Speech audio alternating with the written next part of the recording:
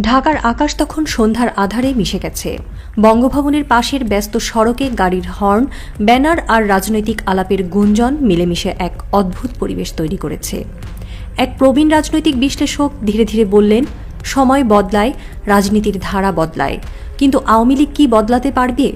পাশে বসা তরুণ গবেষক একটু হেসে বললেন, যদি সময়ের স্রোত না বোঝে তবে ইতিহাসের পাতায় জায়গা করে নিতেই হবে। ভারতে হোলির সময় উচ্ছৃঙ্খল কিছু হিন্দুদের আক্রমণের শিকার হয়ে মারা গেছেন মধ্যবয়সী এক মুসলিম ব্যক্তি। ঘটনাটি ঘটেছে উত্তরপ্রদেশের উন্নাও জেলায়। নিহত এই ব্যক্তির নাম শরীফ। গত শনিবার তিনি মসজিদে যাওয়ার পথে রং মাখানো থেকে নিজেকে বিরত রাখার চেষ্টা করছিলেন।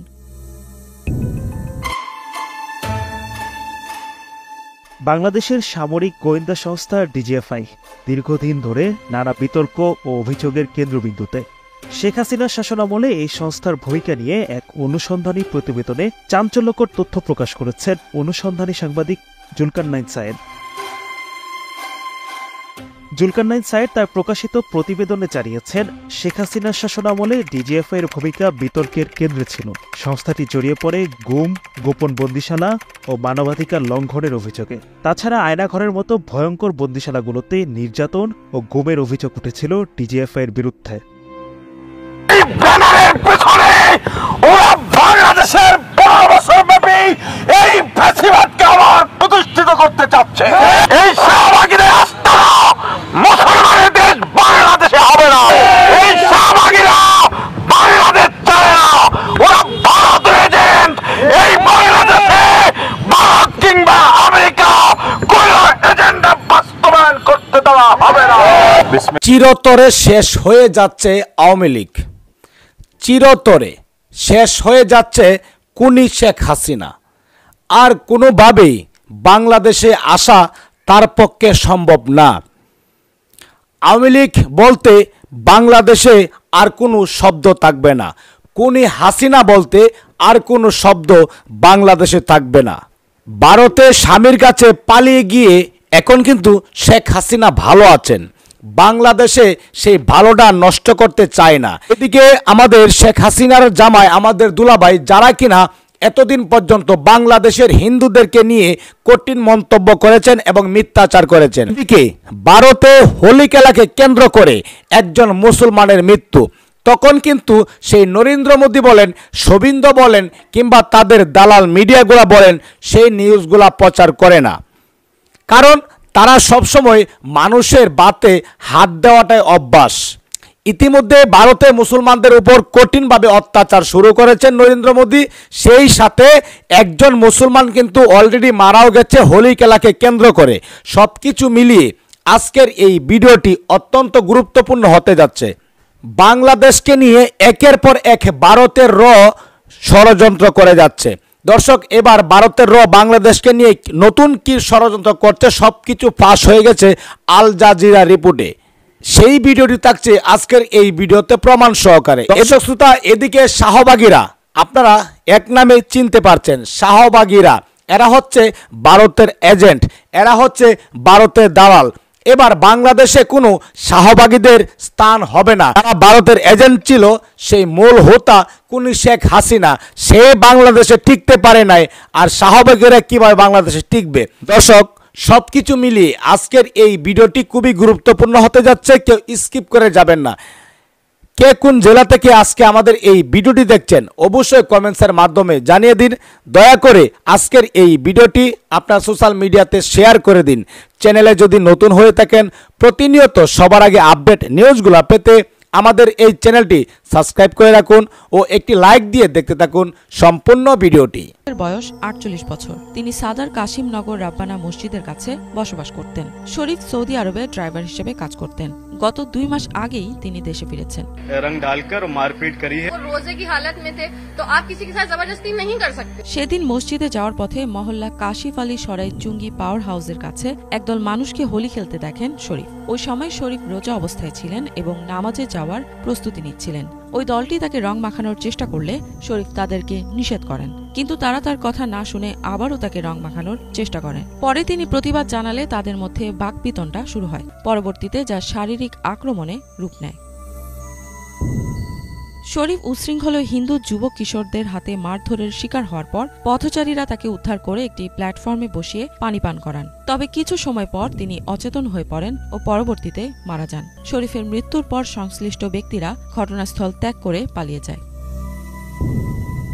শরীফের অপ্রত্যাশিত মৃত্যুকে কেন্দ্র করে এলাকায় ব্যাপক উত্তেজনা দেখা দিয়েছে। স্থানীয় বাসিন্দারা সড়কে নেমে এসে দোষীদের দ্রুত গ্রেফতারের দাবি জানান। পরবর্তীতে পুলিশ ও বিভিন্ন স্টেশন থেকে প্রতিক্রিয়া টিম দ্রুত ঘটনাস্থলে পৌঁছায়। পরিস্থিতি নিয়ন্ত্রণে আনতে সদর কোতোয়ালি, আসলগঞ্জ, দাহি ও মহিলা থানা পুলিশকে দায়িত্ব দেওয়া হয়। পুলিশ জানিয়েছে অভিযোগ দায়েরের পর মামলা রুজু করা হবে। এছাড়া আক্রমণকারীদের চিহ্নিত করে গ্রেফতারের চেষ্টা চলছে বলে জানিয়েছে পুলিশ। এদিকে উন্নাও পুলিশ জানিয়েছে কোতোয়ালি সাদা থানার পুলিশ শরীফের মরদেহ উদ্ধার করার পর তার পোস্টমর্টেম সম্পন্ন করা হয়েছে। শরীফের পোস্টমর্টেম রিপোর্টে মৃত্যুর কারণ হিসেবে কার্ডিয়াক অ্যারেস্ট উল্লেখ করা হয়। জড়িয়ে পড়ে গুম, গোপন বন্দিশালা ও মানবাধিকার লঙ্ঘনের অভিযোগে। তাছাড়া আয়নাঘরের মতো ভয়ঙ্কর বন্দিশালাগুলোতে নির্যাতন ও গুমের অভিযোগ উঠেছিল ডিজিএফআই এর বিরুদ্ধে। প্রতিবেদনে উঠে এসেছে শেখ হাসিনার প্রতিরক্ষা উপদেষ্টা মেজর জেনারেল তারেক আহমেদ সিদ্দিক ডিজিএফআইকে রাজনৈতিক দমন পীড়নের হাতিয়ার হিসেবে ব্যবহার করতে চেয়েছিলেন, কিন্তু কিছু ক্ষেত্রে সংস্থাটি প্রধানমন্ত্রী কার্যালয়ের চাপ উপেক্ষা করেছিল। ঘটনার শুরু 2018 সালে নির্বাচনের আগে ও পরে। ভারতের গোয়েন্দা সংস্থা র চেয়েছিল বাংলাদেশের SS7 মোবাইল নেটওয়ার্কের সঙ্গে সংযোগ স্থাপন করতে। যদিও প্রধানমন্ত্রী কার্যালয় এই সংযোগের অনুমোদন দেয়, তবে ডিজিএফআই এই অনুরোধ প্রত্যাখ্যান করে। রয়ের পক্ষ থেকে প্রথমে ঢাকায় নিযুক্ত স্টেশন প্রধান এবং পরে সংস্থাটির তৎকালীন প্রধান ডিজিএফআইয়ের কাছে এই অনুরোধ জানান, কিন্তু ডিজিএফআই সাহসী পদক্ষেপ নেয়, রয়ের পরিকল্পনা আটকে দেয়।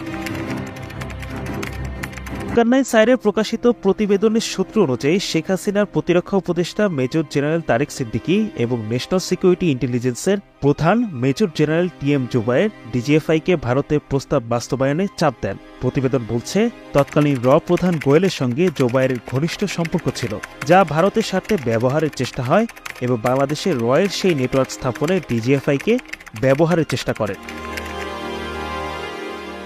এ বিষয়ে জুলকারনাইন সাইরের সঙ্গে কথা হয় একজন ডিজিএফআই কর্মকর্তার। নাম প্রকাশ না করা সেই ডিজিএফআই কর্মকর্তা বলেন, SS7 নেটওয়ার্কের মাধ্যমে প্রবেশাধিকার পেলে জাতীয় নিরাপত্তার জন্য গুরুতর ঝুঁকি তৈরি হতো, তাই আমরা এটি আটকে দিয়েছিলাম। তবে এই প্রস্তাব প্রত্যাখ্যান করায় ডিজিএফআইয়ের বেশ কয়েকজন কর্মকর্তাকে শাস্তির মুখে পড়তে হয়। তাদের মধ্যে উচ্চপদস্থ কিছু কর্মকর্তাকে পদোন্নতি থেকে বঞ্চিত করা হয় ও কম গুরুত্বপূর্ণ বিভাগে বদলিও করা হয়। বাংলাদেশের সামরিক গোয়েন্দা সংস্থা ডিজিএফআইয়ের এই পদক্ষেপ ভারতের জন্য একটি বড় ধাক্কা ছিল। তবে এই ঘটনার পর থেকে ডিজিএফআইয়ের ভিতরে চাপ ও রাজনৈতিক হস্তক্ষেপ নিয়ে প্রশ্ন উঠতে শুরু করেছে।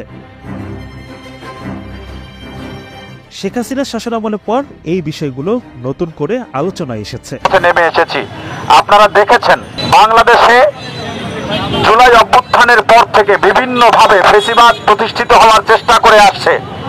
সর্বশেষ শাহবাগীদের হাত ধরে যেই শাহবাগীরা এই বাংলাদেশে নতুন আরেকটি সংসদ কায়েম করেছিল, পার্লামেন্ট কায়েম করেছিল, যেখান থেকে রাষ্ট্রদ্রোহী বক্তৃতা দেওয়া হয়েছিল, ইসলামের উপরে আঘাত হানা হয়েছিল, আমরা তাদেরকে রাষ্ট্রদ্রোহী হিসেবে এই মঞ্চ থেকে আখ্যা প্রদান করছি। শাহবাগীদের সেই রাষ্ট্রদ্রোহিতার বিরুদ্ধে প্রতিবাদে এবং সম্প্রতি ঘটে যাওয়া প্রশাসনের গায়ে প্রকাশ্যে হাত দেওয়া, ঔদ্ধত্য দেখানো এবং সারা দেশব্যাপী ধর্ষণ হত্যার প্রতিবাদ ও বিচারের দাবিতে রাখাল রাহা সহ রাসূল করিম সাল্লাল্লাহু আলাইহি ওয়াসাল্লামের বিরুদ্ধে অবমাননাকারী যারা আছে তাদের বিরুদ্ধে দৃষ্টান্তমূলক শাস্তির দাবি আদায়ের লক্ষ্যে আজকে আমরা রাজপথে নেমে এসেছি। এখান থেকে স্পষ্টভাবে জানিয়ে দিতে চাই, এই শাহবাগীদের আস্তানা মুসলমানের দেশ বাংলাদেশে হবে না। এই শাহবাগীরা বাংলাদেশ চায় না, ওরা ভারতের এজেন্ট। এই বাংলাদেশে ভারত কিংবা আমেরিকা কোন এজেন্ডা বাস্তবায়ন করতে দেওয়া হবে না। এই শাহবাগীরা আসিয়া সহ দর্শনের দোষে দোষীদের বিচারের দাবিতে নেমেছে। মূলত ওরা এটাকে একটা সাইনবোর্ড হিসেবে ব্যবহার করছে, কারণ আমরা দেখেছি শাহবাগে ওরা নিজেরাই লিপ টুগেদার করেছে, ওদের কাছে নারীর ইজ্জত আগের থেকেই নাই। ওরা নিজেরাই এই বাংলাদেশকে ধর্ষণের স্বর্গ রাজ্য হিসেবে প্রতিষ্ঠিত করতে চায়। অতএব ওদের এই মায়াকান্না ধর্ষণের বিচার চাওয়া শুধুমাত্র সাইনবোর্ড, এই ব্যানারের পেছনে ওরা বাংলাদেশের 12 বছর ব্যাপী এই ফ্যাসিবাদকে আবার প্রতিষ্ঠিত করতে চাচ্ছে। তৌহিদি জনতা, আলেম ওলামা আর ফ্যাসিবাদকে প্রতিষ্ঠিত হতে দেবে না ইনশাআল্লাহ। আমরা এখান থেকে দাবি জানাবো, এই বাংলাদেশে শাহবাগীদের আর যেন কোনো ধরনের কর্মসূচি না হতে পারে।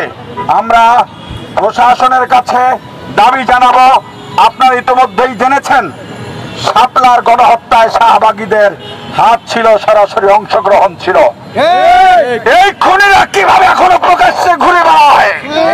আমরা শাপলায় আমাদের শহীদ ভাইদের, যারা শহীদ হয়েছেন তাদের পরিবার, আহত পরিবার, জুলাই গণঅভ্যুত্থানের শহীদ পরিবার, আহত পরিবারের ক্ষতিপূরণ এবং তাদের পাশে দাঁড়াবার জন্য রাষ্ট্রীয়ভাবে ব্যবস্থাপনা করতে হবে এবং যারা এর সঙ্গে দায়ী, এই হত্যার সঙ্গে সবাইকে দৃষ্টান্তমূলক শাস্তির আওতায় আনতে হবে। এখান থেকে আমরা এখন প্রেস ক্লাবে যাব, প্রেস ক্লাব গিয়ে আমরা আমাদের কর্মসূচি সমাপ্তি ঘোষণা করব। সুপ্রিয় দর্শক শ্রোতা, আপনারা সেই ভিডিওটি দেখতে পারলেন। সেই ভিডিওটি দেখার পর যদি আপনার মনে কোনো মন্তব্য থাকে অবশ্যই কমেন্টসের মাধ্যমে জানিয়ে দিন। দয়া করে আজকের এই ভিডিওটি আপনার সোশ্যাল মিডিয়াতে শেয়ার করে দিন। সবাই ভালো থাকুন, সুস্থ থাকুন।